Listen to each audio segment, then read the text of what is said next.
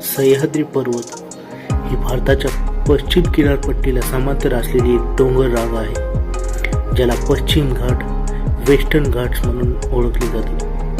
ही डोंगर रांग अंदाजे 1600 किलोमीटर लांबीची असून ती तापी नदीच्या दक्षिणेकडील भागातून सुरू होऊन महाराष्ट्र, गोवा, कर्नाटक, तामिळनाडू आणि केरळ या राज्यांमध्ये पसरलेली आहे.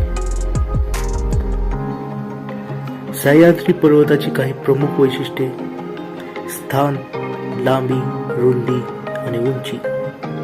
सह्याद्री पर्वताचे स्थान ही डोंगर रांग भारताच्या पश्चिम किनारपट्टीला लागून आहे. लांबी सुमारे 1600 किलोमीटर तर रुंदी पूर्वेकडून पश्चिमेकडे 10 ते 20 किलोमीटर अशा पद्धतीची आहे.